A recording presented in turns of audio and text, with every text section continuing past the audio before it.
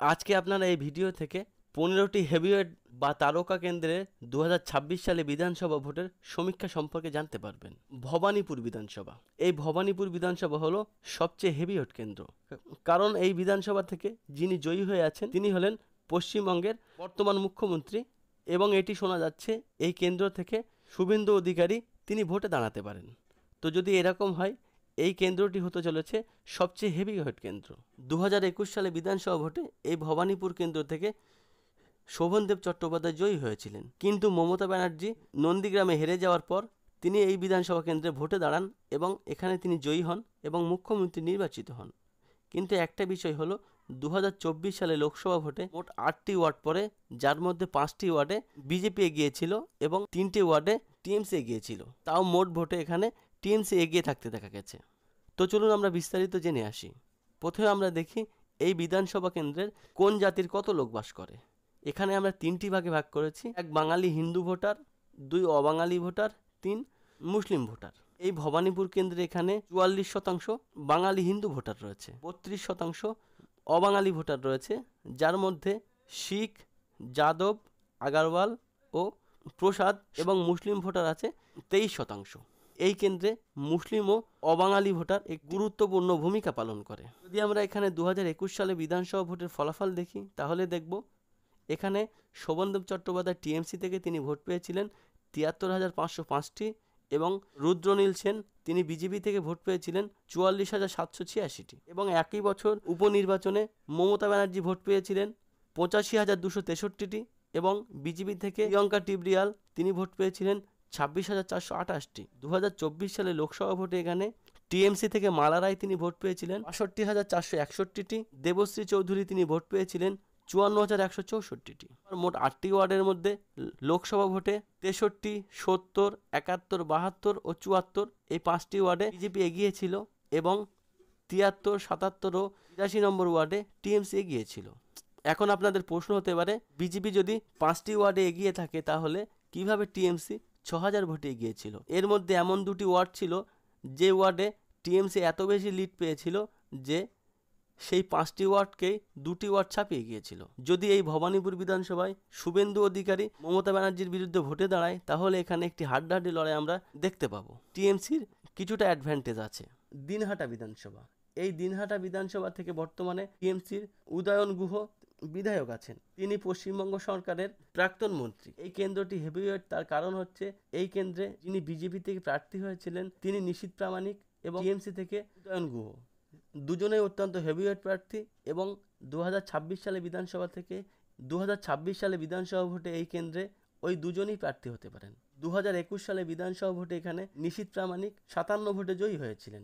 তিনি যেহেতু লোকসভার সাংসদ ছিলেন, সেই জন্য তিনি পদত্যাগ করেন, এবং এখানে আবার ভোট হয়। উদয়ন গুহ তিনি 1,68,000 ভোটে জয়ী হয়। গত লোকসভা ভোটে এখানে নিশীথ প্রামাণিক ভোটে দাঁড়ায় এবং তিনি জগদীশচন্দ্র বাসনিয়ার কাছে পরাজিত হন। এখানে টিএমসি ভোট পেয়েছিল 1,23,672টি, বিজেপি ভোট পেয়েছিল 1,05,658টি। এই বিধানসভা কেন্দ্রে এখানে আমরা একটি হাড্ডাহাড্ডি লড়াই দেখতে পাচ্ছি।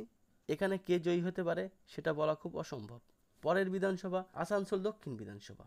এই আসানসোল দক্ষিণ বিধানসভা থেকে বর্তমানে বিজেপি থেকে বিধায়িকা আছেন অগ্নিমিত্রা পল, এবং এই বিধানসভাটি কেন হেভিওয়েট তার কারণ হলো 2021 সালে বিধানসভা ভোটে এখানে অগ্নিমিত্রা পল তিনি ভোটে দাঁড়িয়েছিলেন, এবং তিনি বিজেপির রাজ্য মহিলা শাখার সভাপতি, এবং তাঁর বিরুদ্ধে যিনি ভোটে দাঁড়িয়েছিলেন সায়নী ঘোষ, তিনিও টিএমসির রাজ্য মহিলা শাখার যুব সভাপতি, এবং বর্তমানে তিনি যাদবপুরের সাংসদ। এই জন্য এটি একটি হেভিওয়েট কেন্দ্র।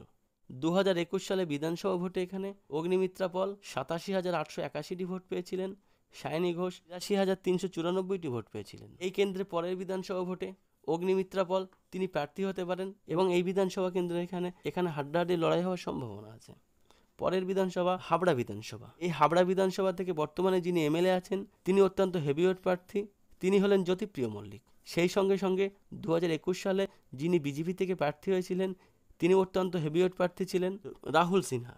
এই হাবড়া বিধানসভাটি একটি পৌরসভা এবং 4টে পঞ্চায়েত সমিতি নিয়ে গঠিত। এখানে যদি জাতিগত সংখ্যা দেখি, জেনারেল ভোটার আছে 25%, ওবিসি ভোটার আছে 21.23%, এসটি ভোটার খুব সামান্য এসসি ভোটার আছে 29.61%, মুসলিম ভোটার আছে 23%। গত বিধানসভা ভোটে এখানে টিএমসি 90,553 ভোট পেয়েছিল, বিজেপি 86,692টি ভোট পেয়েছিল। এখানে টিএমসি মাত্র 3,841 ভোটে জয়ী হয়েছিল। 2024 সালে বিধানসভা ভোটে এখানে উল্টো ফল দেখা গিয়েছে। বিজেপি পেয়েছিল 1,02,089টি ভোট, টিএমসি পেয়েছিল 82,156টি ভোট। বিজেপি এখানে 19,000 ভোটে এগিয়েছিল। জ্যোতিপ্রিয় মল্লিক তিনি অনুপস্থিত ছিলেন। এখন দেখার বিষয় এখানে বিজেপি যে এত পরিমাণ ভোট বাড়িয়েছে, জ্যোতিপ্রিয় মল্লিক এখানে কত পরিমাণ ভোট কমাতে পারে। তবে এই বিধানসভায় এখানে আমরা হাড্ডাহাড্ডি লড়াই দেখতে পাবো।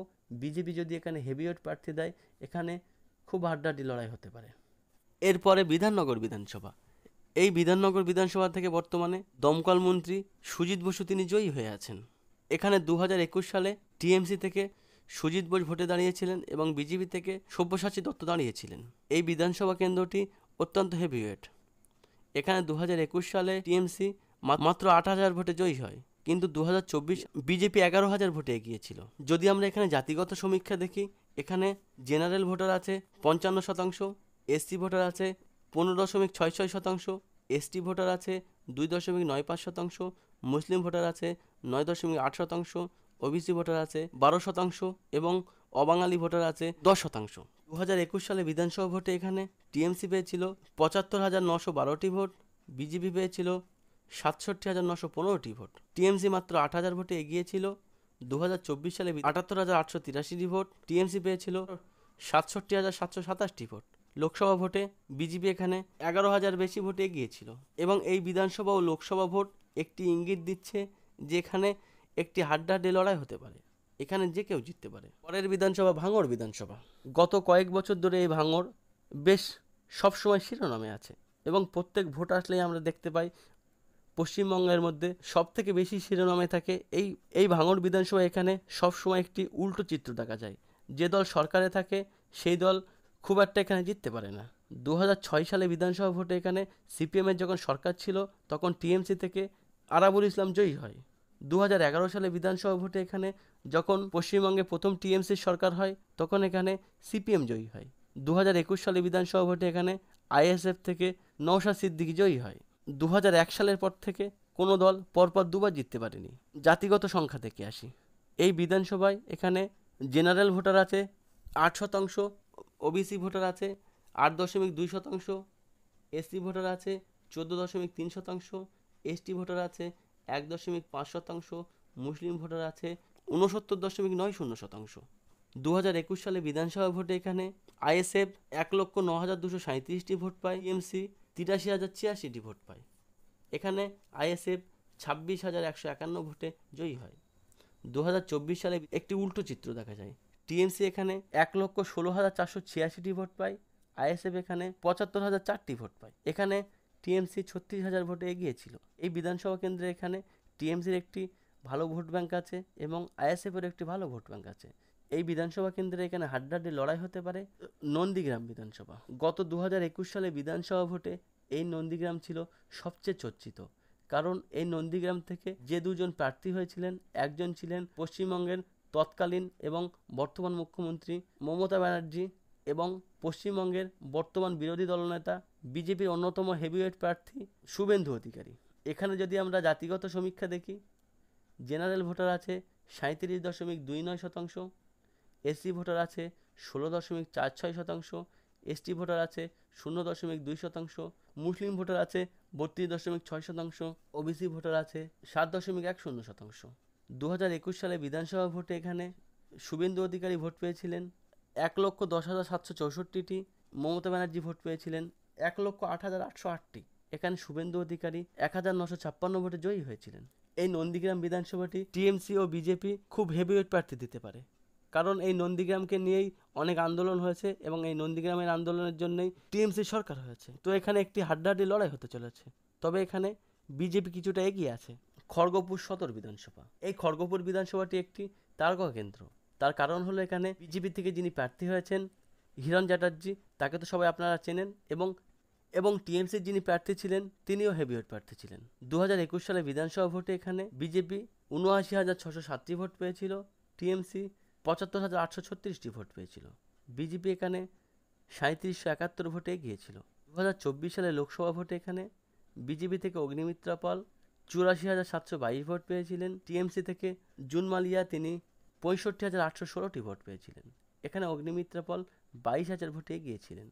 এই খড়গপুর বিধানসভাটি এখানে বিজেপির একটি ভালো ভোট ব্যাংক আছে। এখানে সম্ভবত বিজেপি থেকে হিরণ চ্যাটার্জি আবার প্রার্থী হতে পারে, তবে টিএমসিও এখানে একটি হেভিওয়েট প্রার্থী দিতে চলেছে। এই বিধানসভা কেন্দ্রে এখানে বিজেপি কিছুটা এগিয়ে আছে। বালিগঞ্জ বিধানসভা, এই বালিগঞ্জ বিধানসভাটি প্রথম থেকেই একটি তারকা কেন্দ্র, কারণ এখান থেকে টিএমসির হেভিওয়েট নেতা প্রাক্তন মন্ত্রী সুব্রত মুখার্জি তিনি অনেকবার জয়ী হয়েছিলেন এবং তিনি 2021 সালেও জয়ী হয়েছিলেন, কিন্তু তার মৃত্যুর জন্য এখানে বাবুল সুপ্রিয় যিনি বিজেপির সাংসদ ছিলেন, বিজেপি থেকে পদত্যাগ করে তিনি টিএমসিতে জয়েন করেন, উপনির্বাচনে অংশগ্রহণ করেন এবং টিএমসি থেকে জয়ী হয়। 2022 সালে এই উপনির্বাচনে টিএমসি 51,194টি ভোট পায়। এখানে সিপিএম দ্বিতীয় হয়। সিপিএম থেকে সাইরা হালিম তিনি অত্যন্ত হেভিওয়েট প্রার্থী, তিনি ভোট পেয়েছিলেন 30,971টি এবং বিজেপি এখানে 3 নম্বরে ছিল, 13,220টি ভোট পেয়েছিল। এই বিধানসভা কেন্দ্রে এখানে 50% মুসলিম ভোটার। এই বিধানসভা কেন্দ্রটি টিএমসি জয়ী হওয়ার সম্ভাবনা আছে। যাদবপুর বিধানসভা কেন্দ্রের একটি খুব গুরুত্বপূর্ণ মর্যাদা আছে। 1987 সাল থেকে 2006 সাল পর্যন্ত এই বিধানসভা কেন্দ্র থেকে যিনি জয়ী হয়েছিলেন তিনি ছিলেন পশ্চিমবঙ্গের প্রাক্তন মুখ্যমন্ত্রী সদ্য প্রয়াত বুদ্ধদেব ভট্টাচার্য। 2011 সালে বিধানসভা ভোটে যেবার মমতা ব্যানার্জি মুখ্যমন্ত্রী নির্বাচিত হন, সেই বিধানসভা ভোটে বুদ্ধদেব ভট্টাচার্য মনীশ গুপ্তর কাছে পরাজিত হন। এই মনীশ গুপ্তও ছিলেন একজন হেভিওয়েট প্রার্থী, জ্যোতি বসু দপ্তরের মুখ্য সচিব এবং পরে তিনি বিদ্যুৎ মন্ত্রীও হয়েছেন। এছাড়াও এই বিধানসভা থেকে সিপিআইএমের বিশিষ্ট নেতা সুজন চক্রবর্তী 2016 সালে জয়ী হন। সেই জন্য এই বিধানসভা কেন্দ্রটিকে আমরা অত্যন্ত হেভিওয়েট বলে নির্বাচিত করেছি। 2021 সালে বিধানসভা ভোটে এখানে টিএমসি 98,100 ভোট পায়। সিপিএম এখানে দ্বিতীয় হয়, সিপিএম ভোট পেয়েছিল 59,231টি। বিজেপিও এখানে খুব কম ভোট পায়নি, বিজেপি পেয়েছিল 53,139টি। 2024 সালে লোকসভা ভোটে এখানে টিএমসি ভোট পেয়েছিল 81,897টি। বিজেপি এখানে দ্বিতীয় স্থান হয়েছিল, তারা ভোট পেয়েছিল 64,048টি এবং সিপিএম ভোট পেয়েছিল 59,987টি। এখানে দেখার বিষয়, এখানে যদি সিপিএমের ভোট কিছু বিজেপিতে কনভার্ট হয় তাহলে এখানে একটি হাড্ডাহাড্ডি লড়াই হওয়ার সম্ভাবনা আছে। তবে এখানে কি হতে চলেছে আমরা 2026 সালে দেখতে পাবো। নাটাবাড়ি বিধানসভা, এটি কোচবিহার জেলার অন্তর্গত একটি বিধানসভা কেন্দ্র। এই বিধানসভা কেন্দ্র থেকে যিনি বিধায়ক আছেন তিনি বর্তমানে পশ্চিমবঙ্গ বিধানসভার উপবিরোধী দলনেতা। এছাড়াও এই বিধানসভা কেন্দ্র থেকে যিনি 2021 সালে টিএমসি থেকে পরাজিত হয়েছিলেন রবীন্দ্রনাথ ঘোষ, তিনি একসময় এই কেন্দ্র থেকে পশ্চিমবঙ্গ সরকারের মন্ত্রী ছিলেন। 2021 সালে বিধানসভা ভোটে এখানে বিজেপি 1,11,743টি ভোট পায়। টিএমসি এখানে 88,333টি ভোট পায়। এখানে বিজেপি 23,000 ভোটে জয়ী হয়। 2024 সালে বিজেপি 1,05,063টি ভোট পায়। টিএমসি এখানে 1,03,917টি ভোট পায়। লোকসভা ভোটে এখানে বিজেপি মাত্র 1,500 ভোটে এগিয়েছিল। এখানে বিজেপি থেকে মিহির গোস্বামী এবং টিএমসি থেকে রবীন্দ্রনাথ ঘোষ উভয় প্রার্থী হতে পারেন। এই বিধানসভা কেন্দ্রে আমরা একটি হাড্ডাহাড্ডি লড়াই দেখতে চলেছি। শ্যামপুকুর বিধানসভা, এই শ্যামপুকুর বিধানসভাটি একটি হেভিওয়েট কেন্দ্র। এখানে যিনি জয়ী হয়ে আছেন পশ্চিমবঙ্গ সরকারের উল্লেখযোগ্য দপ্তরের মন্ত্রী শশী পাঁজা। 2021 সালে বিধানসভা ভোটে এখানে টিএমসি জয়ী হলেও 2024 সালে লোকসভা ভোটে এখানে বিজেপি এগিয়েছিল। এই বিধানসভা কেন্দ্রে এখানে বিজেপি এবার একটি হেভিওয়েট প্রার্থী দিতে চলেছে। শশী পাঁজা তিনি প্রার্থী হতে পারেন। এই বিধানসভা কেন্দ্রে একটি হাড্ডাহাড্ডি লড়াই দেখা যেতে পারে। 2021 সালে বিধানসভা ভোটে এখানে টিএমসি 55,785টি ভোট পেয়েছিল, বিজেপি 33,235টি ভোট পেয়েছিল।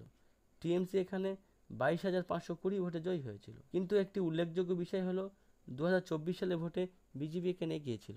বিজেপি পেয়েছিল 49,662টি ভোট, টিএমসি ভোট পেয়েছিল 48,063টি ভোট। বিজেপি এখানে মাত্র 1,500-এর মতো ভোটে এগিয়েছিল। এখানে একটি হাড্ডাহাড্ডি লড়াই হতে পারে, তবে টিএমসি এখানে কিছুটা এগিয়ে থাকতে দেখা যাচ্ছে। আমাদের ভিডিওটি দেখার জন্য অসংখ্য ধন্যবাদ। আপনার দিন শুভ হোক।